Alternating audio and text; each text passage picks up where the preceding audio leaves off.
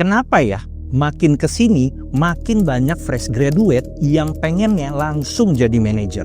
Bukan sekedar pengen naik gaji, tapi pengen naik jabatan, pengen punya title, pengen diakui, dan pengen kelihatan udah jadi orang.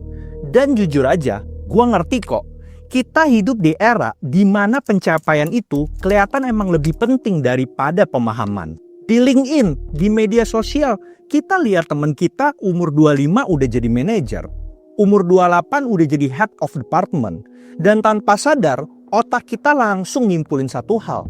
Kalau gue belum sampai di posisi itu, berarti gue ketinggalan. Padahal, pernah nggak sih kita berhenti sebentar dan bertanya, sebenarnya gue pengen jadi manajer karena gue udah siap memimpin atau karena gue takut dianggap gagal? Karena jadi manajer itu bukan soal duduk di kursi jabatan yang lebih tinggi. Itu soal mengambil keputusan yang bikin orang lain gak nyaman, soal tanggung jawab yang gak bisa dipahami oleh semua orang, dan soal yang paling disalahkan saat tim gagal meskipun lo udah berusaha. Tapi hal-hal kayak gitu kan jarang kelihatan di depan layar. Yang kelihatan cuman hasil akhirnya, title-nya, jabatannya. Dan disitulah letak masalahnya. Bukan karena punya ambisi itu salah, tapi karena ekspektasi karir kita dibentuk tanpa konteks, tanpa proses, dan tanpa cerita di balik layar. Akhirnya, banyak orang yang kejar cepat untuk naik jabatan, tapi belum tentu siap, belum tentu udah punya kapasitasnya, dan belum tentu kuat akan menghadapi konsekuensinya. Video ini bukan buat ngejudge siapapun, justru sebaliknya. Video ini buat ngajak kita buat mikir lebih jujur soal karir, soal ambisi, dan soal tanggung jawab yang sering kita remehkan. Jadi, kalau kamu ngerasa gelisah karena karirmu nggak secepat orang lain, atau kamu seorang fresh graduate yang pengen cepet naik jabatan tapi mulai ragu, tonton video ini sampai selesai karena bisa jadi yang kamu butuhkan bukan percepatan, tapi pemahaman. Nama gue Stevie Thomas dan selamat datang di catatan literasi Gen Z Karbitan. Mengapa fresh graduate mau langsung jadi manajer?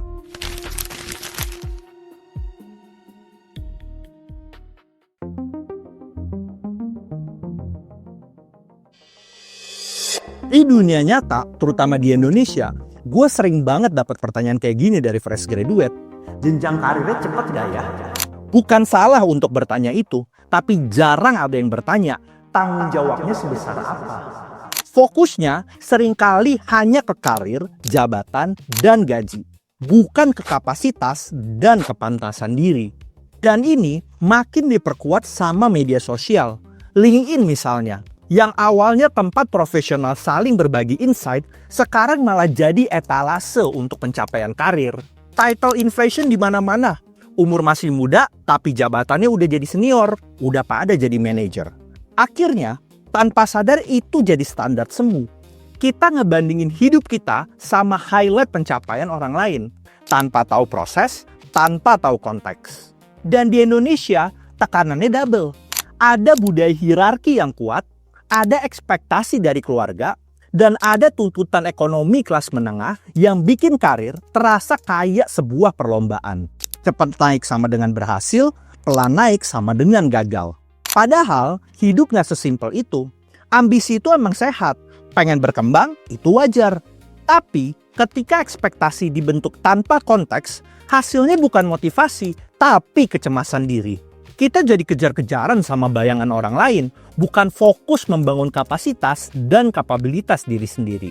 Jadi, penting untuk kita ngelurusin dari awal, ini bukan soal elu yang kurang ambisi, ini soal sistem ekspektasi yang bikin kita salah fokus. Dan kalau fokusnya salah, sejauh apapun kita lari, capeknya doang yang kita dapat.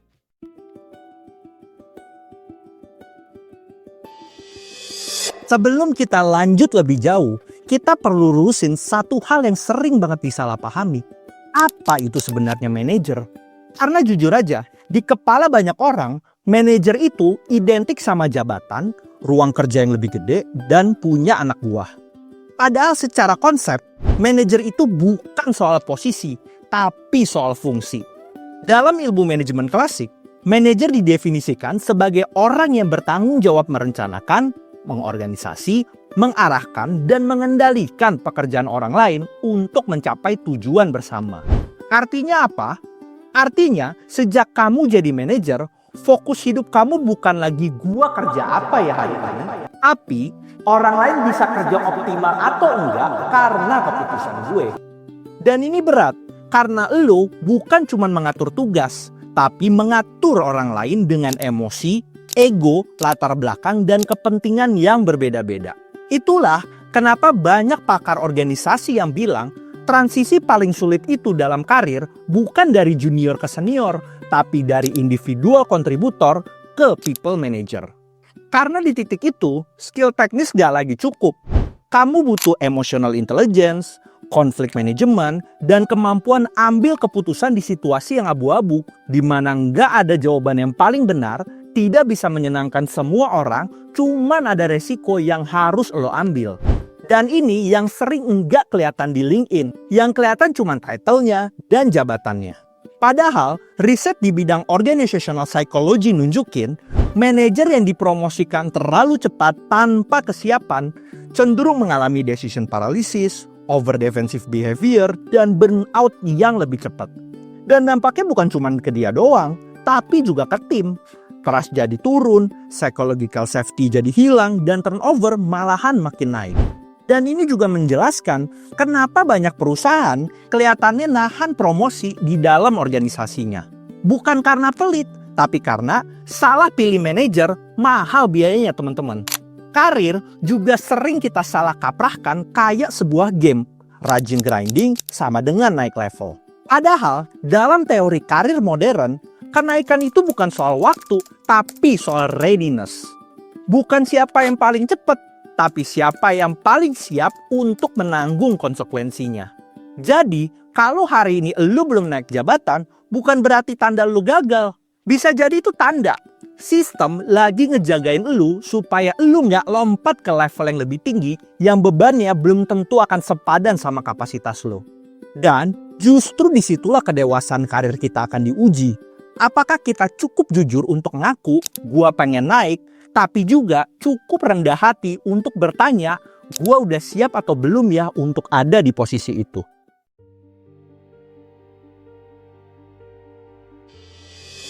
Masalah terbesar dari fenomena ini bukan soal cepat atau lambat naik jabatan. Masalahnya adalah jarak yang makin lebar antara ekspektasi dan kesiapan. Banyak orang yang pengen cepat jadi manajer, tapi sedikit yang benar-benar disiapkan buat jadi seorang pemimpin sejati.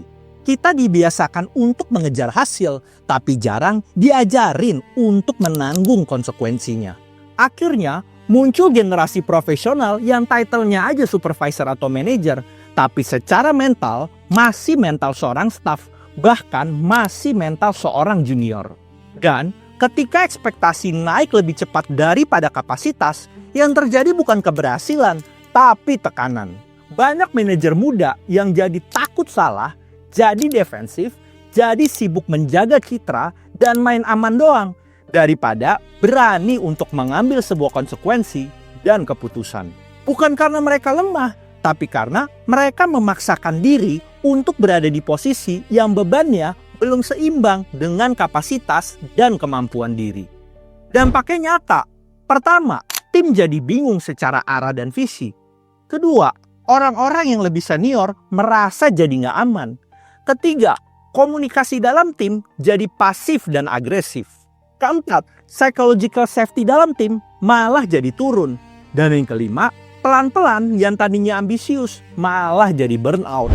Kita juga sering menganggap ini masalah individu kalau dia nggak siap atau dia lemah secara mental. Padahal ini juga masalah sistemik. Sistem yang terlalu cepat memberi label dan title, tapi lambat dalam membangun fondasi. Sistem yang lebih menghargai title daripada trust dan kapasitas. Dan kalau ini terus dibiarkan, yang rusak bukan cuma karir satu orang, tapi budaya kerja di dalam satu organisasi secara keseluruhan. Kita akan punya banyak manajer doang, tapi sedikit yang benar-benar seorang pemimpin sejati. Banyak jabatan doang, tapi minim arah dan nggak punya visi. Di titik ini, pertanyaannya jadi krusial. Pertama, kita pengen karir yang terlihat cepat atau karir yang benar-benar kuat dan sustainable. Kedua, kita pengen naik jabatan supaya kelihatan berhasil atau supaya kita bisa membawa orang lain untuk bertumbuh bersama kita. Karena dua hal itu beda jalur. Yang pertama, kejar validasi. Tapi yang kedua, kejar tanggung jawab. Dan di dunia kerja, cepat atau lambat selalu menagih yang kedua. Sebelum kita menyalahkan generasi, menyalahkan perusahaan, atau menyalahkan keadaan, kita perlu berhenti sebentar dan jujur ke diri sendiri. Apakah selama ini kita sibuk mengejar posisi dan jabatan, atau sebenarnya kita sedang menghindari proses yang membentuk kita layak untuk dipercaya dan dapat menjadi seseorang yang dapat diandalkan?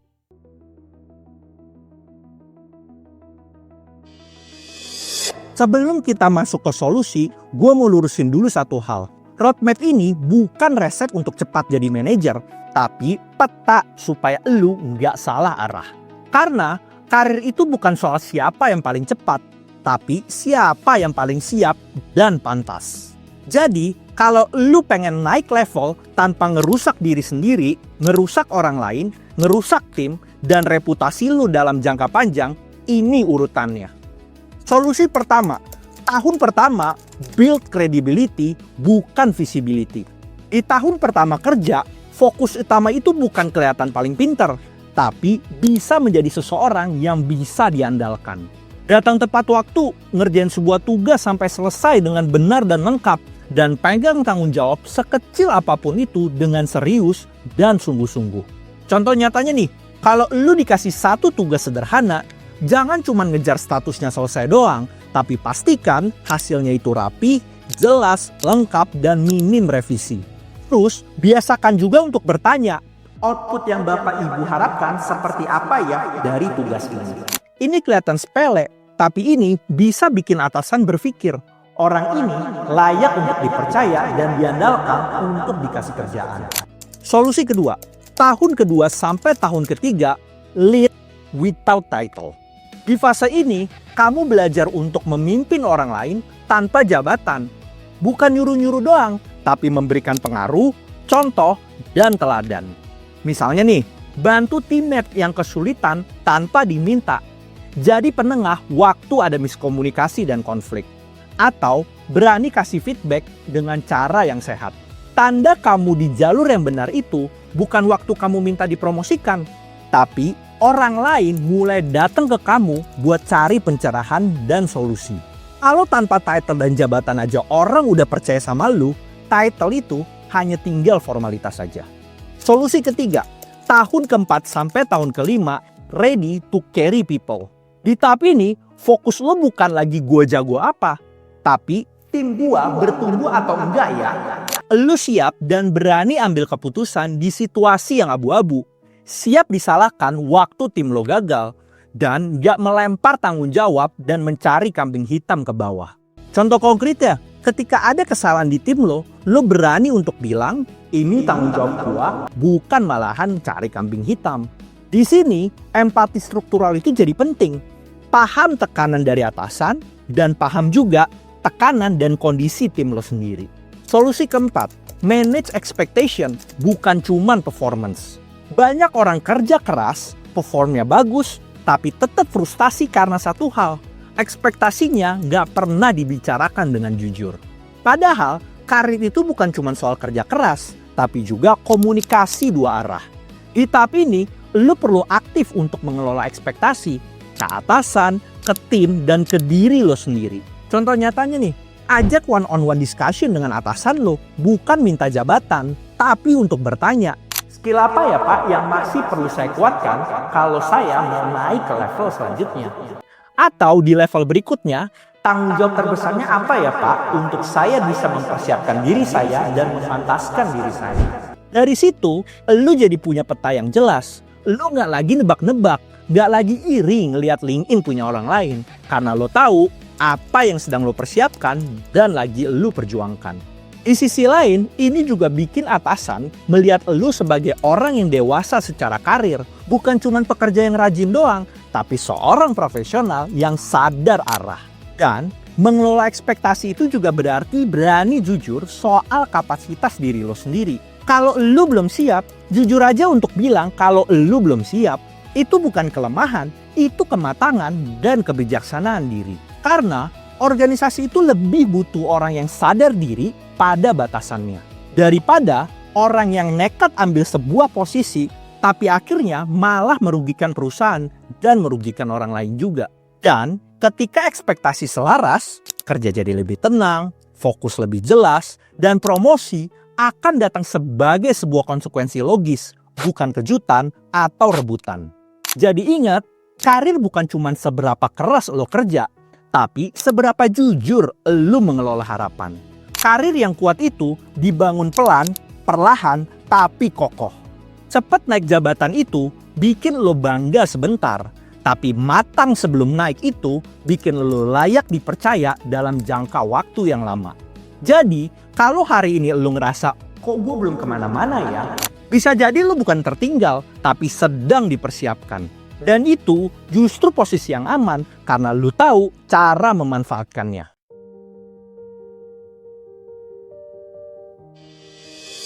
Di titik ini, mungkin kita mulai sadar satu hal.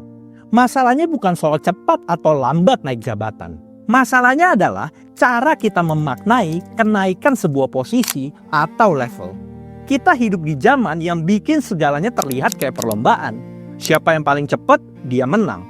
Siapa yang paling tinggi jabatannya, dia dianggap berhasil. Padahal, sejak ribuan tahun yang lalu, para pemikir udah ngingetin satu hal yang sama. Hidup yang baik itu bukan soal kecepatan, tapi soal kesiapan. Dalam filsafat klasik, Aristoteles bilang bahwa keutamaan itu dibentuk lewat kebiasaan. Kita tidak menjadi bijak karena satu keputusan besar, tapi karena pilihan kecil yang diambil secara konsisten. Artinya, kedewasaan karir itu nggak muncul saat kamu naik atau dapat jabatan, tapi saat kamu berulang kali memilih untuk berani bertanggung jawab, bahkan ketika nggak ada yang lihat dan nggak ada yang memberikan apresiasi.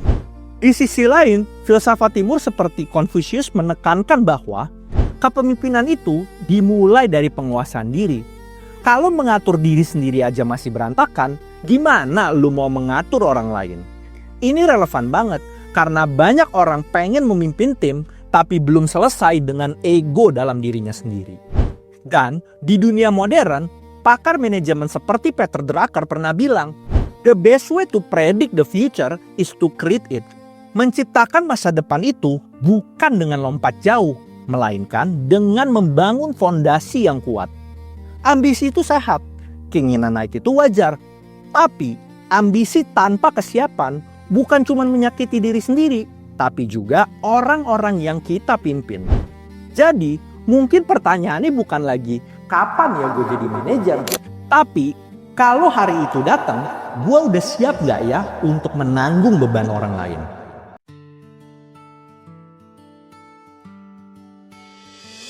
Kalau ada satu hal yang ingin lo bawa pulang dari video ini, mungkin ini.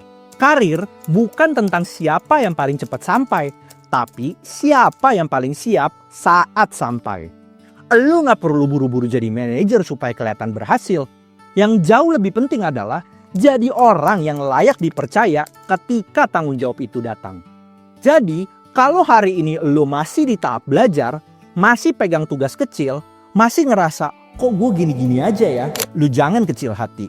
Bisa jadi itu bukan tanda lo tertinggal, tapi tanda lo lagi dibentuk sama proses. Pelan gak apa-apa, asal arahnya jelas, asal prosesnya jujur. Karena cepat naik jabatan itu bisa bikin lo bangga sebentar, tapi matang sebelum naik itu bikin lo bisa bertahan lama. Demikian catatan literasi kali ini, dan sampai ketemu lagi di video berikutnya.